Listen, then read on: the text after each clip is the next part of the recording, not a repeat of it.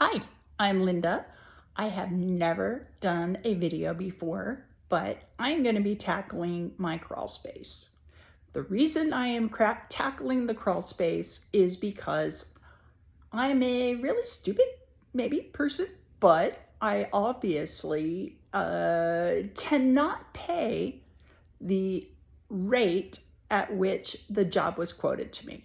The job was quoted to me as $38,000 to do the complete remediation on my crawl space. My crawl space is in a house that was built in 1997. It is an 1,860 square foot house. It's in a nice neighborhood. But there's not been any attention at all to the crawl space. I have had previously standing water intermittently, and recently I've been having more and more issues with the crawl space having standing water. I have a loose laid, cheap builder grade vapor barrier down there that has been ripped up pretty bad. It's got lots of holes, it's out of place. There was lots of building debris down there from various problems that we've had where people have gone down, not cleaned up after themselves, plus the original building debris that was left there.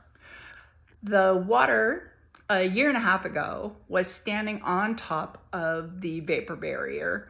The vapor barrier has never been attached to the wall, and it usually is. In most places, it's a few inches away from the edge. I have one access point that is in my closet. The hole is like 2 by 3, so it's tight. Of course, the closet is carpeted, so all that mud and ick from down in the crawl space, if it comes out, it's in my closet, it's on the carpet. So I have done things in pieces, but I haven't really tackled the job.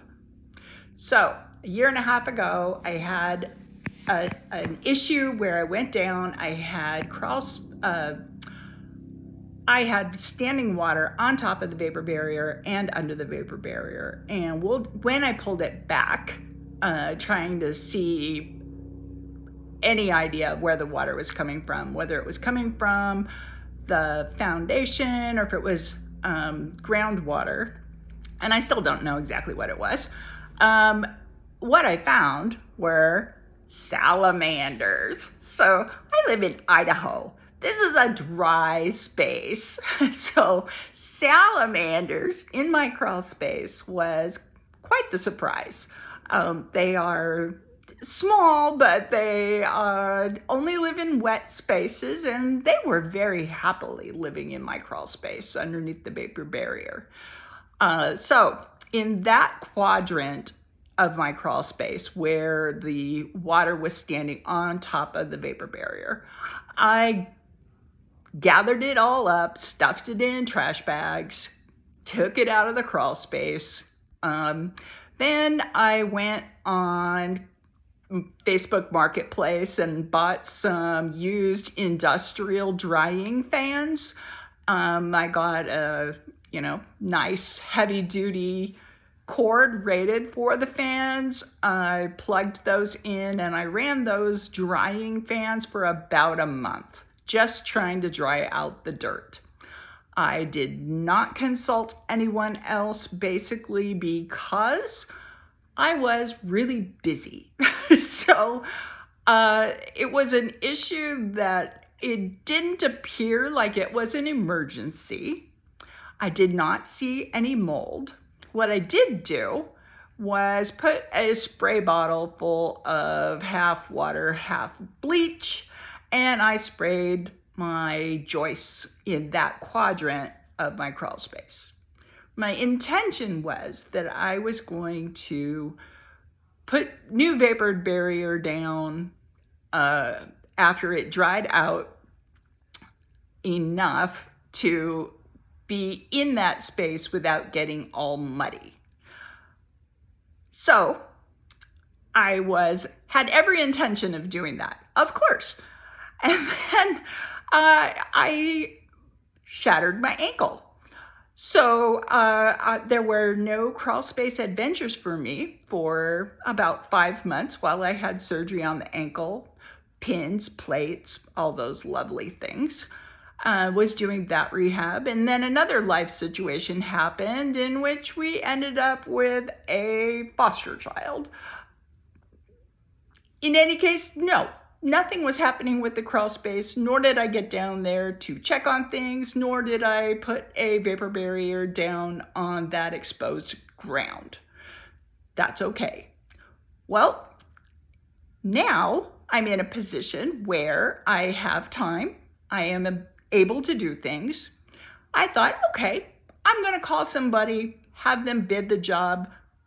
I don't feel like crawling down there in the crawl space. I don't want to crawl in the crawl space. Who wants to get down there in that nasty little space? My crawl space is about 2.5, at the highest, 3 feet tall. So it's not comfortable.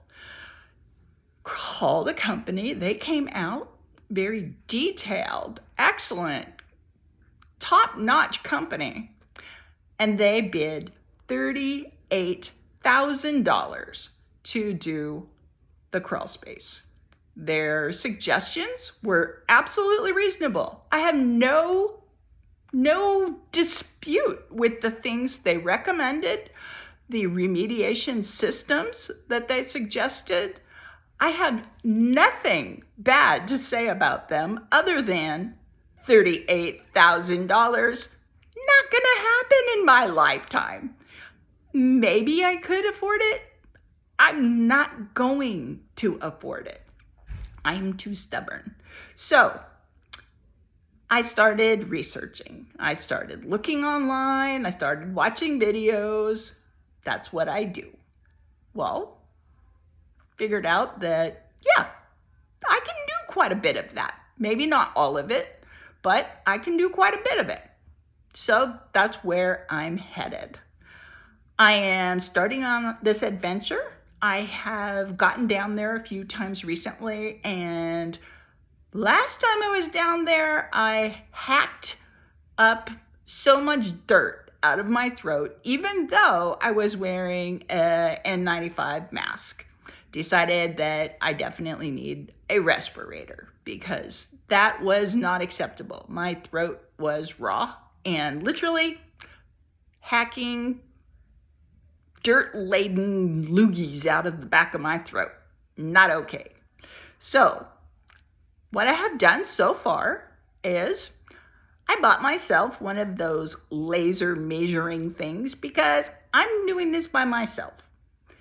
So I can't measure everything completely reliably on my own with a measuring tape. So I got one of those laser measuring things. Home Depot, $40. Well spent, I think. Definitely not $38,000. The other thing I've done is I have gone ahead and ordered an April Air 070 dehumidifier. Never had a dehumidifier in my whole life, so this will be a new adventure. I ordered it with the condenser pump and that, excuse me, I'm an old lady, sorry.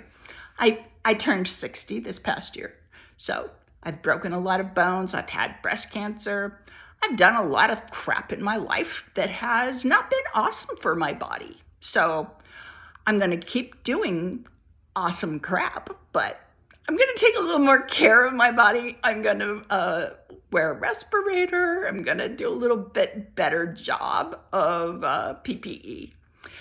So I'm going to be heading down to the crawl space, getting everything measured out. I'm going to be paying attention to my rim joists. What I am going to be doing is laying a temporary vapor barrier back over that exposed area of my crawl